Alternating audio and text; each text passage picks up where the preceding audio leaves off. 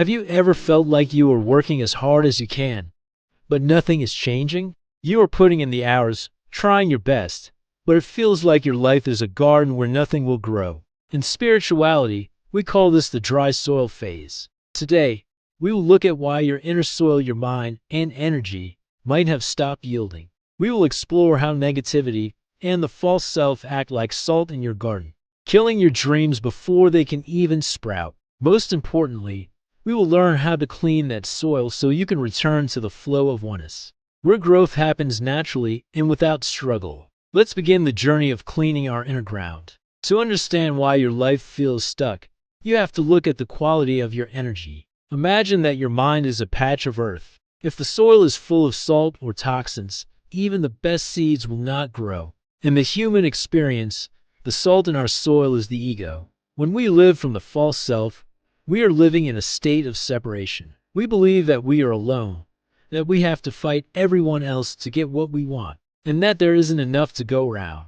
This mindset creates a harsh, acidic environment. Negativity like jealousy, bitterness, and constant complaining actually changes your vibration. When you are jealous of a neighbor's success, you are sending a message to the universe that says, success is something that happens to other people, not me. This thought acts like a poison in your soil. You might be working 16 hours a day, but because your soil is salty with jealousy, those seeds cannot take root.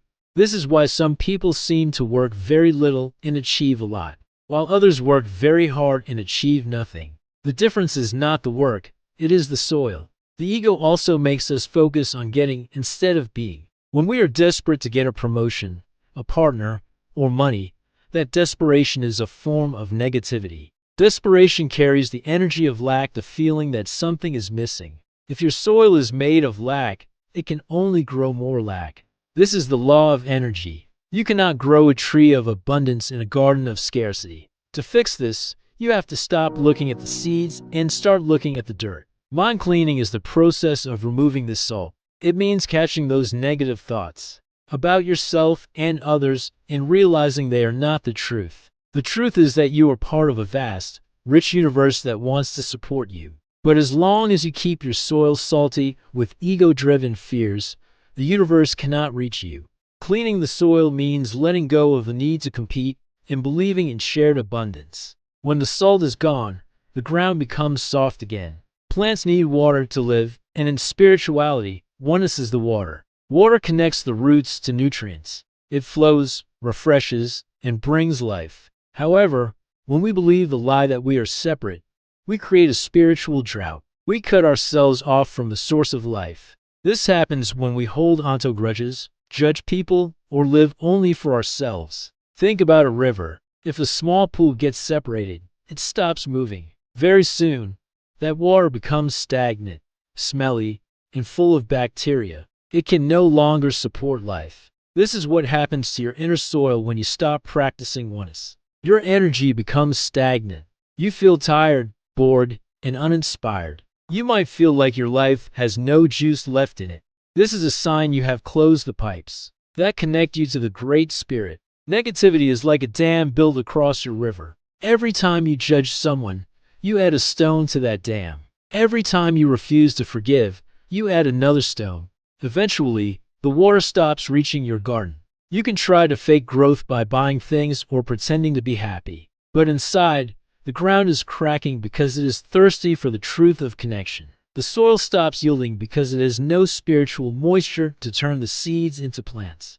To end this drought, you must realize that your brother or sister is actually you. When you help someone else, you are pouring water on your own soil. When you forgive someone, you are breaking a hole in that dam so the water can flow back to you. Spiritual growth is a team effort. You cannot grow alone in a vacuum. You grow because you are part of a whole system. By cleaning your mind of the us versus them mentality, you reconnect your garden to the infinite ocean of life. Suddenly, the work that felt so hard becomes easy. The seeds start to sprout almost overnight because they finally have the moisture of love to help them grow. If you have lived in negativity for a long time, your inner soil becomes hard and packed down. It becomes like a road that cars have driven over for years. Nothing can get through that hard surface. Even if it rains, The water just sits on top and doesn't go down to the roots. To fix this, a farmer has to plow the field. Plowing is hard work. It involves turning over the dirt and breaking up the hard parts. In our spiritual life, the plow is forgiveness. Many people think forgiveness is something you do for the other person. They think, why should I forgive them? They hurt me. But from the perspective of mind cleaning, you forgive for your soil. Holding onto a grudge is like keeping a giant, heavy rock in the middle of your garden.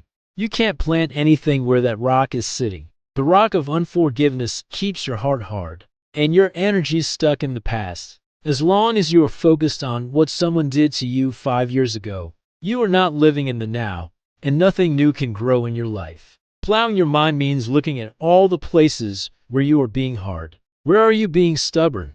Where are you refusing to let go? Where are you still blaming your parents, your ex-partner, or the government for your problems?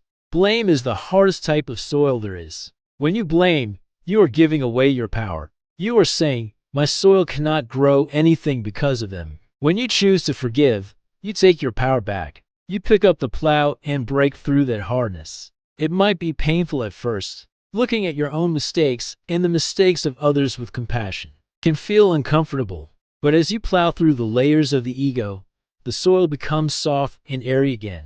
Light can finally reach the deep parts of your soul. This mind cleaning through forgiveness is what makes you yield again. You stop being a restless wanderer in your own mind and you start becoming a master gardener. A plowed heart is a heart that is ready for a massive harvest of peace. Once you have cleaned your soil and the water is flowing again, you will start to see new growth in your life. You might get a new opportunity, find a new friend, or just feel a new sense of joy. But the work doesn't end there. To keep your garden yielding, you must practice intentional living. In a real garden, if you don't watch over it, the weeds will come back, and the birds will try to eat the seeds. In your life, these weeds are the old habits of the ego that try to creep back in. Intentional living means being the gatekeeper of your own mind. You have to be careful about what kind of energy you allow into your garden. If you spend 3 hours a day listening to people complain or watching negative news, you are basically pouring poison back onto your clean soil. You must intentionally choose to surround yourself with things that match the vibration of the life you want to grow. This is why building a soul-connected community is so important. You need other gardeners around you who will help you pull the weeds of doubt and fear. You must also be intentional about your words. Words are like seeds. Every time you say, I'm so tired, or nothing ever goes right for me, you are planting a weed. To protect your growth, you must speak the language of oneness. You start to say things like, I am supported, I am at peace, and I see the good in this situation. This isn't just positive thinking, it is energy management. You are making sure that the only things entering your soil are things that will produce a good harvest. Finally, remember that growth takes time. The ego is impatient. It wants the fruit right now. But the soul knows that everything happens in the right season.